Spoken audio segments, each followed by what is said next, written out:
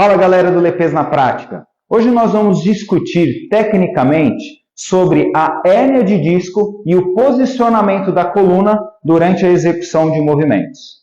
Há algumas semanas atrás nós fizemos uma enquete perguntando se no caso de uma hérnia de disco na região lombar, qual movimento da coluna poderia piorar a compressão. Entre as respostas nós tínhamos a flexão ou a hiperextensão. E por que a resposta correta é a flexão? Nós temos que lembrar que a nossa coluna ela tem a parte fixa, que são os ossos, as vértebras, e entre os ossos nós temos o disco intervertebral.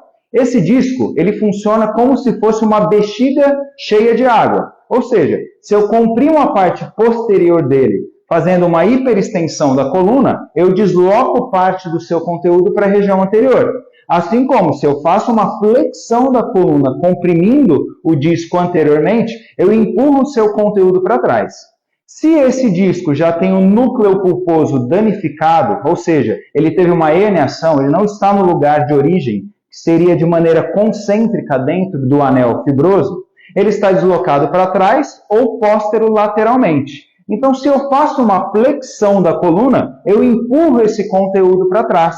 Nós temos que lembrar também que o disco intervertebral, depois que ele é lesionado ou degenerado com o passar dos anos, ele perde a sua capacidade de movimentação eficiente com a estabilização. O que é isso? Eu costumo dizer nas nossas aulas, nos nossos cursos, da garrafa de refrigerante. Quando você compra ela e tenta apertar, ela tem uma maleabilidade muito pequena. Você tira o gás e fecha novamente, você consegue apertar com muito mais facilidade. Isso acontece igualzinho quando a pessoa tem a hérnia de disco. O núcleo pulposo ele não está mais concentricamente pressionado pelo anel fibroso como anteriormente. Ele tem perda de líquido, ele tem perda de densidade. Então, sempre que a pessoa faz a movimentação da coluna, tem uma maior maleabilidade do núcleo pulposo. Então, olhem aqui o Lepildo e a professora Marina, em posição neutra da coluna, preservando a curva cervical, torácica e lombar. E quando a professora Marina faz a flexão da coluna, capricha, professora? Isso. O que nós podemos observar? Que a coluna ela saiu de uma lordose e veio para uma flexão, lá na região lombar, certo? Nós estamos comprimindo todas as vértebras anteriormente e se os discos dela não estivessem sadios, eles estão sendo empurrados para trás e o núcleo pulposo também. Se ela já tivesse uma herniação, nesse movimento de pressão de frente para trás, por conta da aproximação das vértebras, nós teríamos então uma potencialização da compressão das raízes nervosas, se fosse uma hérnia posterolateral, ou do saco dural, das raízes da caldequina, da continuação da nossa medula, se fosse uma região mais baixa, onde já acabou a nossa coluna. Fica alinhado agora, professora? E se nós pensarmos o contrário?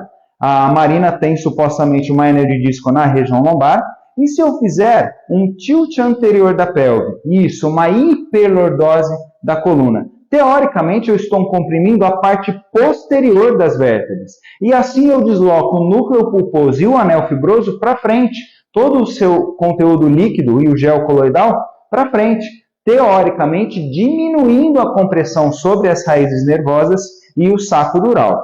Quando isso não seria verdade? Quando a pessoa nessa situação relataria dor. Quando essa hérnia de disco for, por exemplo, sequestrada, ela escapou da sua unidade vertebral e caiu dentro do canal medular. Aí não há situação de movimento que consiga regredir essa situação. Espero que vocês tenham entendido então essa explicação.